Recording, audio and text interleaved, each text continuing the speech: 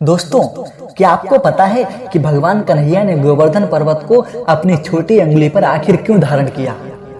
इस अद्भुत रहस्य को समझने के लिए हमें चलना होगा त्रेता युग की ओर। उस समय प्रभु श्री राम माता सीता की खोज में समुद्र पर पुल का निर्माण कर रहे थे। समस्त वानर सेना बड़े बड़े पर्वत और विशाल शिलाएं लेकर उस पुल को बना रही थी। उसी दौरान हनुमान जी भी एक विशाल पर्वत गोवर्धन को उठाकर ले जा रहे थे ताकि वो भी उस महान कार्य में योगदान दे सके। लेकिन तभी घोषणा हुई कि पुल का निर्माण तो हो चुका है, सभी वानर वहीं से वापस लौट आए। यह सुनकर हनुमान जी ने गोवर्धन पर्वत को वापस रखने का प्रयास किया, किंतु पर्वत क्रोधित हो उठा और बोला, हे वानर, आपने मुझसे वचन दिया था कि मुझे प्रभु श्री राम के दर्शन कराओगे और मुझे भी सेतु निर्माण में सेवा करने का अवसर मिलेगा। अब आप मुझे यहीं छोड़कर लौट जाना चाहते हो।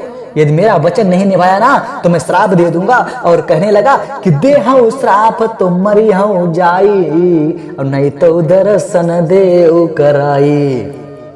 हनुमान जी ने दोनों हाथ जोड़े और विनती करने लगे, हे गोवर्धन महाराज, श्राप मत देना, क्रोधित मत हो, पहले मैं अपने प्रभु श्री राम से अनुमति लेकर आता हूँ।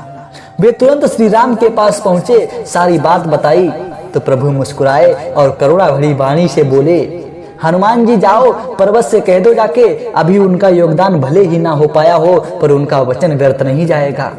उनसे कह दो कि द्वापर युग में जब वे कन्हैया के रूप में जन्म लेंगे तब वे 7 दिनों तक स्वयं अपनी अंगुली पर धारण करेंगे।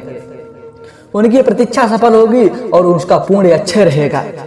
हनुमान जी ने यह संदेश गोवर्धन पर्वत को सुनाया। पर्वत शांत हो गया और श्रद्धा से झुक गया।